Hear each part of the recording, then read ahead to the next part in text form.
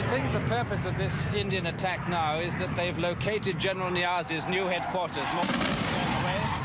We think General Niazi, the commander of what's left of the Pakistan army here, has shifted his headquarters. We believe the Indians know about it.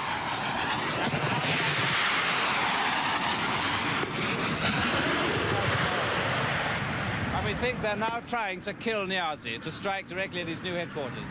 In the midst of all this confusion, the Indians finally arrive.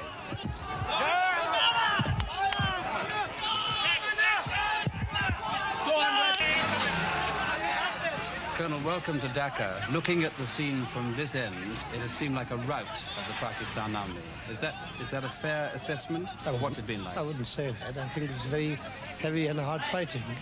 But I think we went about as planned, I would say. Things worked out as we'd assessed it, more or less. Were there moments where they did really put up a fight to the death? Oh, yes.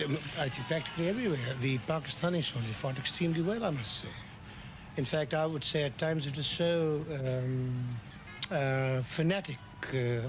Then I've sort of said, look at this man, he's just dying for something when he has no business to be just come charging across, which is just ridiculous at times. I felt very sorry, in fact.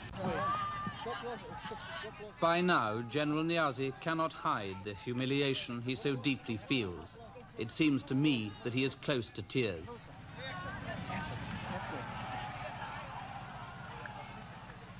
And suddenly, we all feel desperately sorry for the once blustering general. At this moment, I think most of us would have given almost anything to see Yahya Khan in General Niazi's place. The change of ownership of one of the most populated and poorest parts of the world is now being confirmed.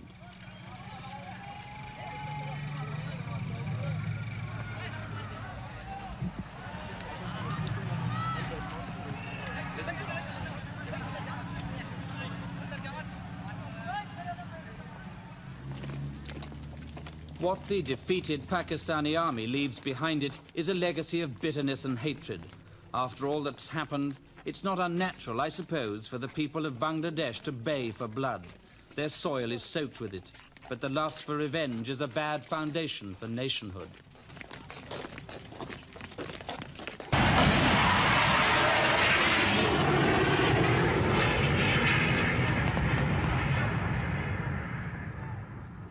The next day, Monday the 13th, and for no apparent reason, General Niazi, the tiger, appears on a street corner.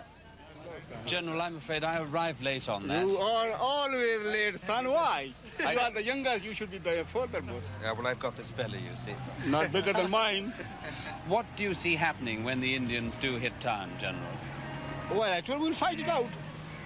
Is there a real possibility of street-by-street fighting? Inshallah, we'll keep them away. The feeling is that you don't have enough men here in the town to put up a big fight. Makes no difference. I never show my men. Will you make any attempt at a conditional surrender? No, sir. The question is either we live or we die. Over lunch, the defeated General Niazi is equally frank. He confirms what we think we already know, that he kept fighting long after the war was lost because President Yahya tricked him into believing the Americans and the Chinese were going to join the fight to save East Pakistan from collapsing.